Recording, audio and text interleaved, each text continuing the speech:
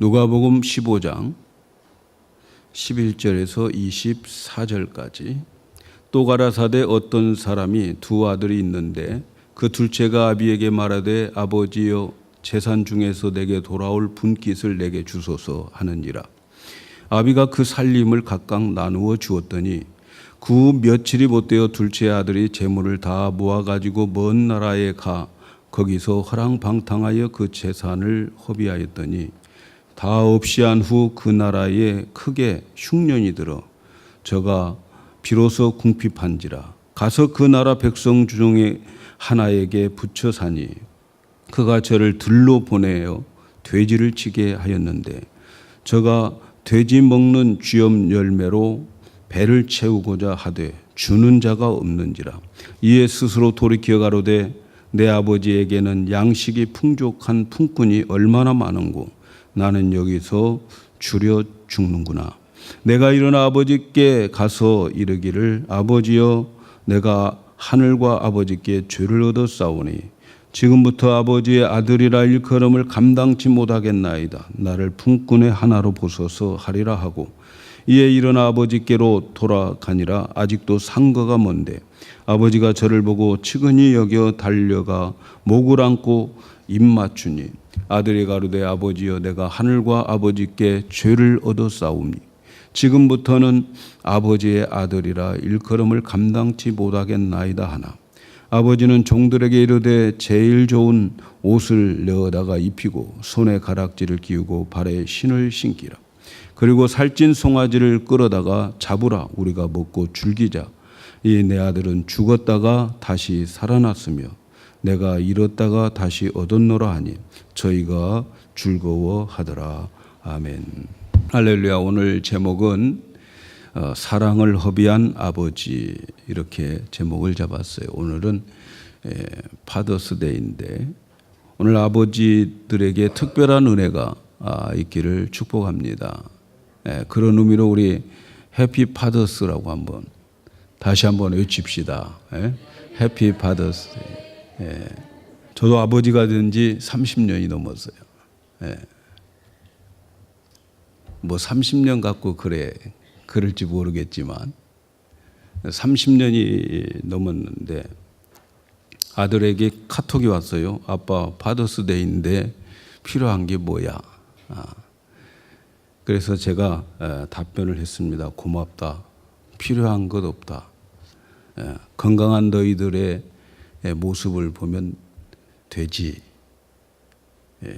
즐겁고 감사한 마음으로 살아가는 모습을 보는 것이 아빠가 필요한 거지. 하나님을 사랑하는 그 모습 보는 것보다 큰 선물은 없지. 이렇게 답변을 했어요. 그리고 생각을 해봤어요. 아버지 노릇 잘했나? 아버지 노릇 잘했나 하는 생각을 해보면서 못한 것 같아요. 또 미안한 마음이 들었어요. 이 세상에서 내가 우리 부모님에게 효도했다고 자신 있게 말할 사람 없는 것처럼 아버지로서 내가 자식들에게 자신 있게 내가 아버지 노릇 잘했다 이렇게 말할 사람이 몇 명이나 될까 생각이 되었어요. 그런데 기도하는 가운데 오늘 본문의 말씀을 묵상하게 되는데 이 비유를 묵상하다 보니까 우리는 보통 탕자의 비유다 이렇게 생각을 하고 많이 그렇게 알아왔는데 이 말씀을 묵상하다 보니까 이것은 탕자의 비유가 아니라 탕부의 비유, 아버지의 비유다 이런 생각이 너무 많이 들었어요. 그리고 여기에서 나오는 아버지가 바로 하늘에 계신 내 아버지, 하늘에 계신 내 아버지다 하는 생각이 들었어요. 여기에 나오는 아버지는 완벽한 아버지였어요. 그래서 아버지들은 이 하늘에 계신 아버지를 닮아갔으면 좋겠다. 또 나도 그 하늘에 계신 아버지를 닮아갔으면 좋겠다 하는 그런 소원을 가져봅니다. 오늘 말씀을 통해서 우리는 진짜 아버지에 대해서 좀 깊이 알아가는 은혜가 있기를 축복합니다. 오늘 본문은 예수 믿는 사람들 누구나 할 것 없이 다 들어본 이야기죠. 다 들어본 말씀이에요. 그런데 중요한 것은 이 본문에서 나오는 주인공이 누구냔 말이죠. 누구에게 초점을 맞춰야 되는가 하는 거죠. 그래서 많은 사람들이 이 둘째 아들을 극대화해서 잘못을 뉘우치고 돌아온 탕자, 그 아들이 주인공이라고 생각을 많이 합니다. 돌아온 아들, 그래서 돌탕이라고 그러는 거죠. 돌탕. 그 돌탕에 많이 초점을 맞추게 되어 있죠. 때로는 집에 남아있는 큰아들, 아버지의 마음을 몰라주는 이 큰아들에게 부각을 시켜서 그를 주인공으로 생각할 때가 있어요. 그러나 읽으면 읽을수록 여기에 나오는 주인공은 아버지다.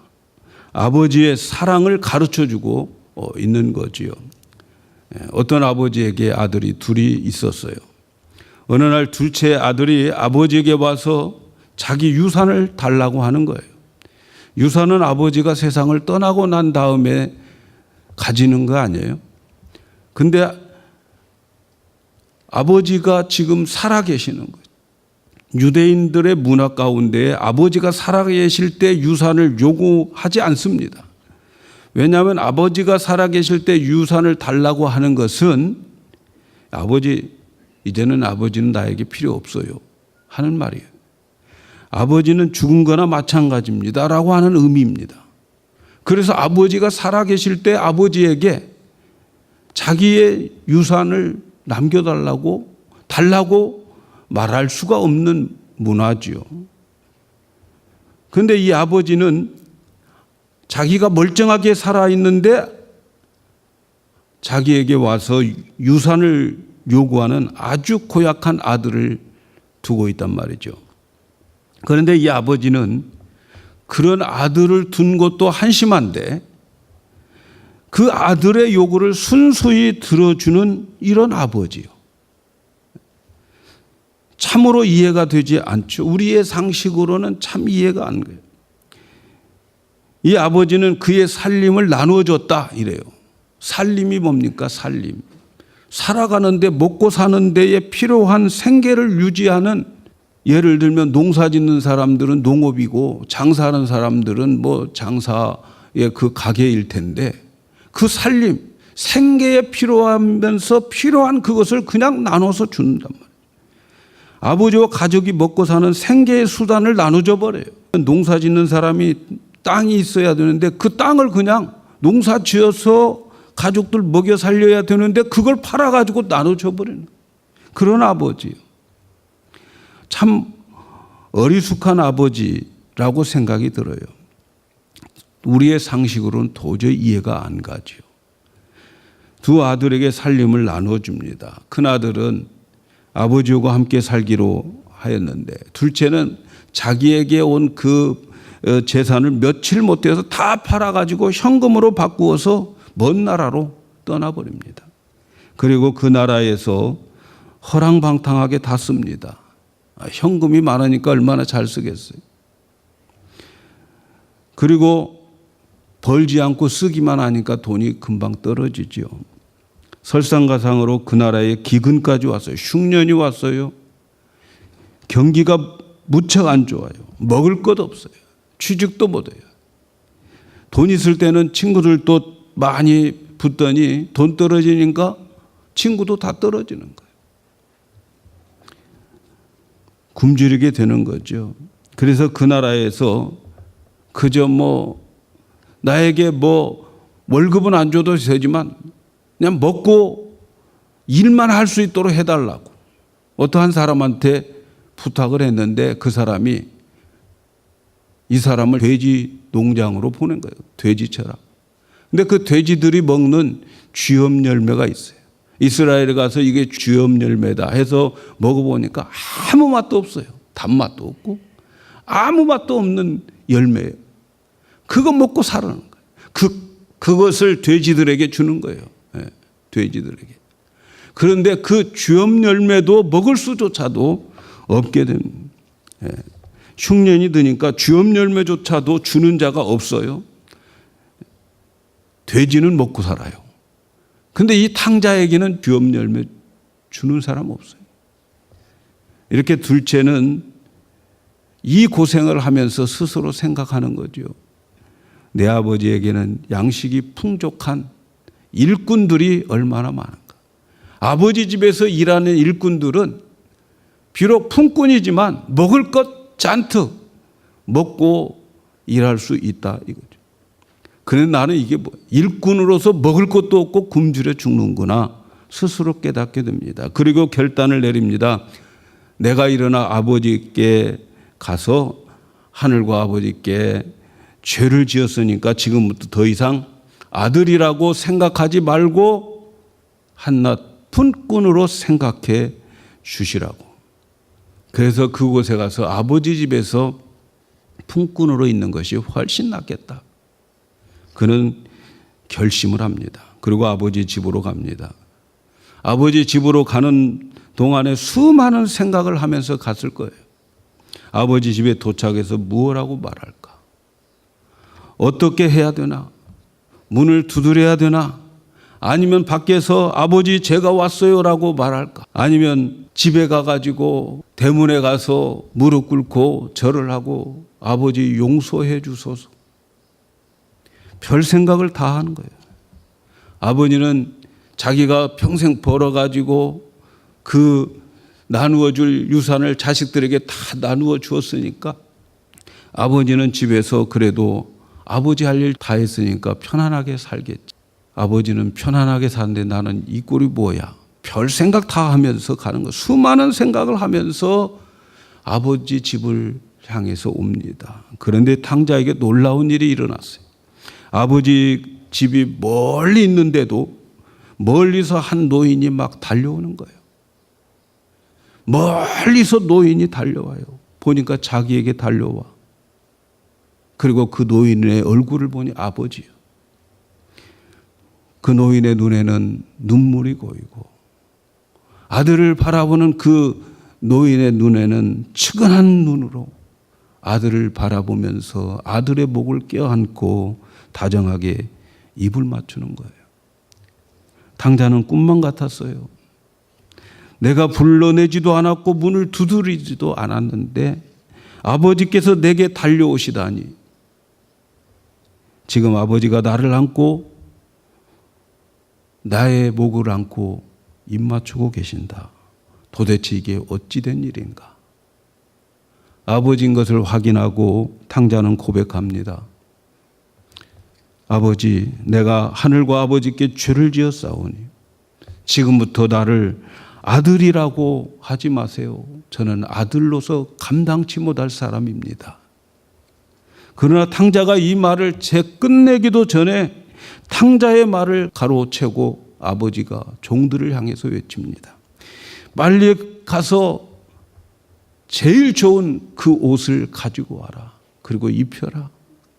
그리고 손에 가락지를 끼워주고 발에 신발을 신기우라. 그리고 살찐 짐승 끌어다가 집으로 가지고 와서 우리 잔치하자. 즐거이 먹자. 이 내 아들이 죽었다가 살아났으며 잃었다가 다시 찾았노라. 제일 좋은 옷, 우리 말에는 그렇게 나와 있어요. 그러나 여러분 원문에는 정관사가 붙어요. 그 옷 가지고 오라는 거예요. 그 옷. 그 옷 가지고 와라. 아버지는 아들이 돌아가기 전에 그를 위해서 이미 준비해 놓은 그 옷이 있었어요. 제일 좋은 옷을 만들어 놔. 종들은 다 알고 있어요. 제일 좋은 옷을 가지고 오라. 그리고 아버지는 그 아들에게 너는 내 아들인 거야. 너는 종이 아니야. 내 아들이야. 아버지의 손에 있는 가락지를 뽑아주 그의 손에 끼워줍니다. 내 아들이 죽었다가 살아났으며 내 아들은 잃었다가 다시 내가 얻었다. 즐거워하자. 잔치를 하자. 여러분, 바로 이분이 우리 아버지이십니다. 이 비유는 탕자의 비유가 아니고 탕자의 비유라기보다는 탕부의 비유입니다. 재산을 허비한 아들의 비유가 아니고 아들을 위해서 한없이, 아들을 사랑하기 위해서 한없이 허비한 탕부 아버지의 비유입니다. 여러분, 우리 모두는 탕자였습니다. 하나님 아버지 없이 자기 마음대로 떠나서 내 마음대로 아버지 없이 자유롭게 편하게 떠나 살고 싶어 했던 탕자들입니다. 하나님 아버지는 그러한 우리를 그대로 허용하셨어요. 그대로 허용하셨어요. 분명히 아버지 재산인데 자기 것이라고 주장하며 달라는 둘째 아들 그대로 받아들이고 그대로 허용해 주셨어요. 어찌 생각하면 참으로 한심한 아버지일 수 있어요. 그런데 아무 말 없이 묵묵히 들어주시는 아버지였어요. 여러분, 지금까지 가지고 여러분이 지금까지 마음대로 살았던 것 아버지가 다 허락해 주셨어요. 내 건 줄 알고 달라고 하고 당연히 내 거라고 생각했던 우리들. 그런데 하나님은 다 허용해 주셨어요. 내 마음대로 살려고 할 때도 다 허용해 주셨어요. 아버지의 모든 것을 다 허비했어요. 여러분, 내가 가지고 있는 모든 것 내 것이 아니에요. 다 아버지 것인데 내 마음대로 다 허비했어요. 하나님 아버지는 사랑입니다. 여러분, 사랑은 항상 낭비성이 있는 거예요. 똑똑한 사람, 계산 잘하는 사람은 사랑할 줄 몰라요. 사랑은요, 낭비입니다. 무조건 주고 싶고요. 주어도 아깝지 않아요. 누가 볼 때 바보처럼 보이는 거예요. 사랑은 계산으로 하는 것이 아니기 때문에 사랑은 바보가 되는 거예요.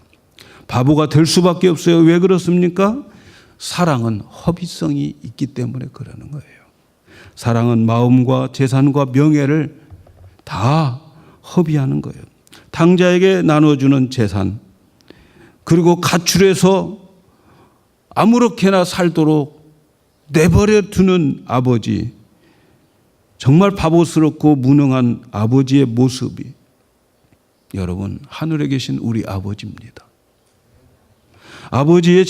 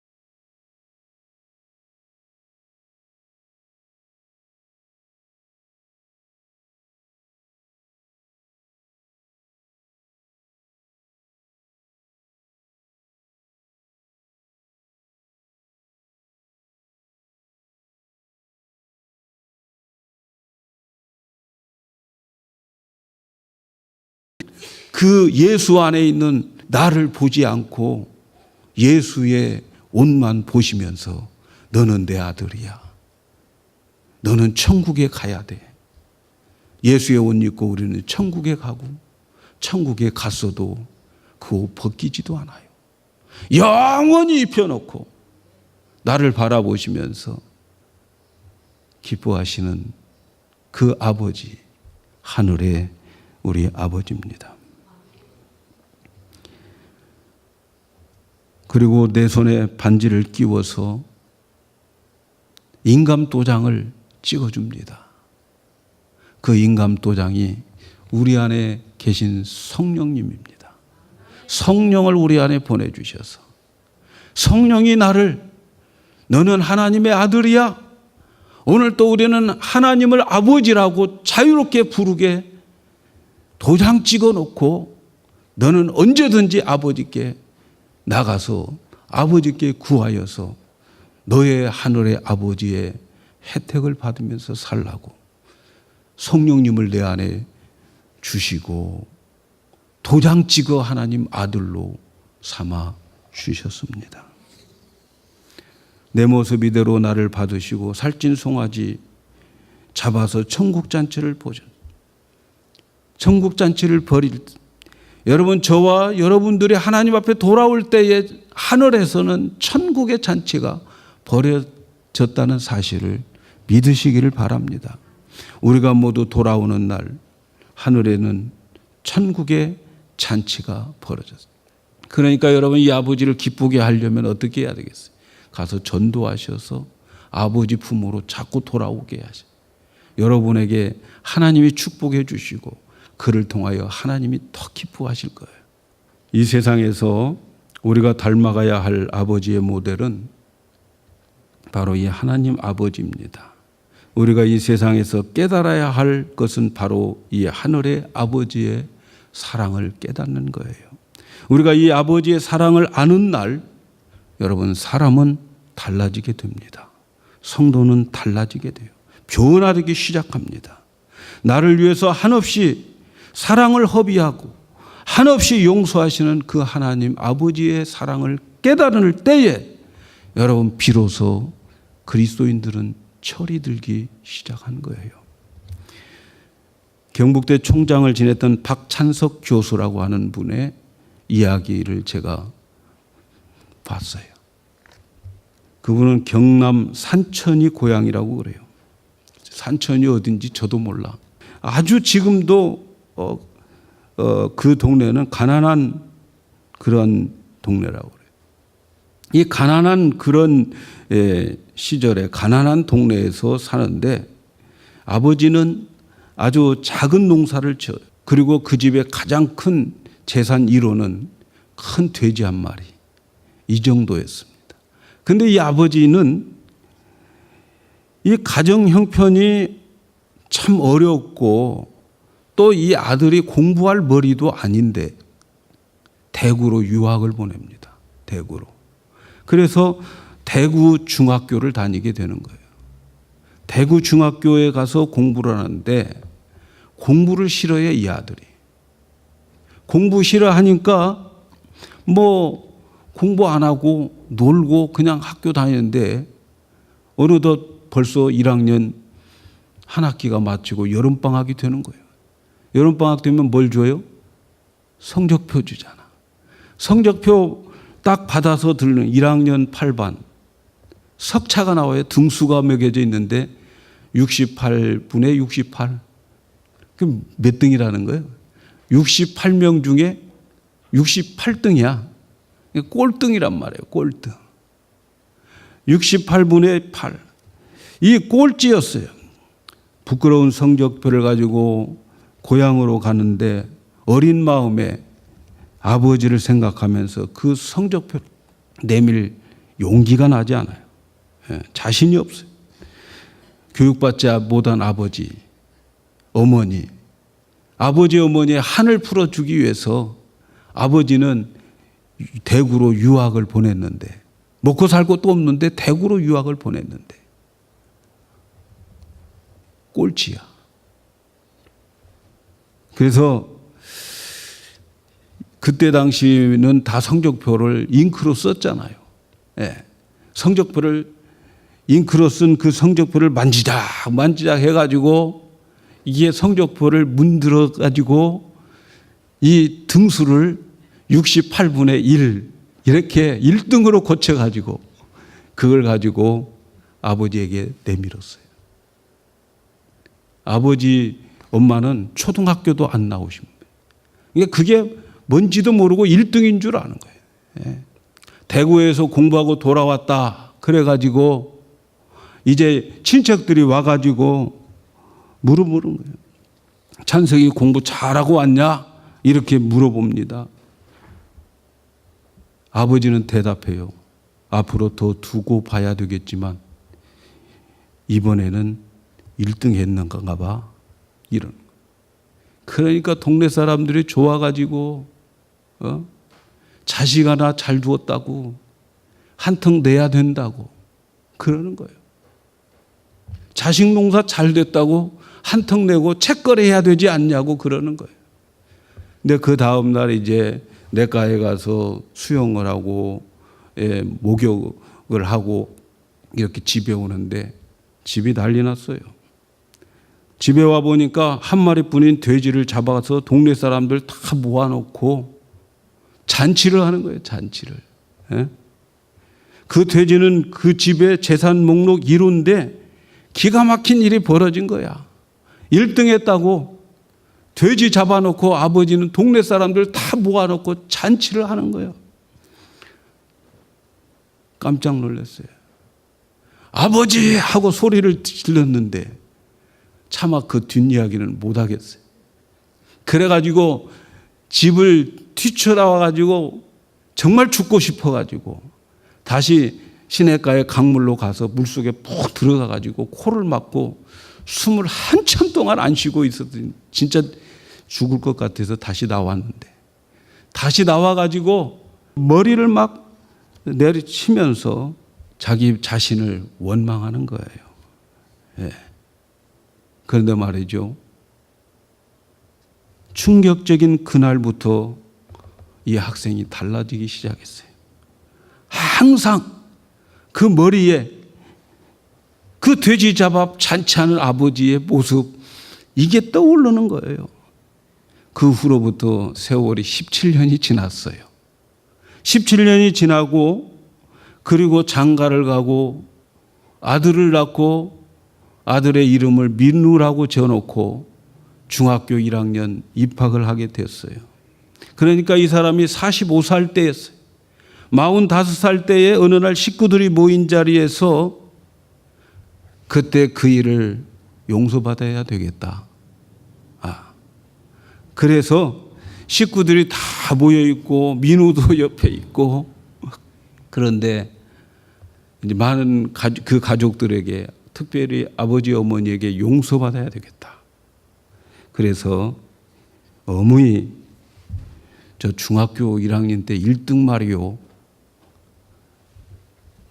근데 옆에서 가만히 계셨던 아버지가 듣고 계시다가 말을 가로막아요. 됐다. 알고 있었다.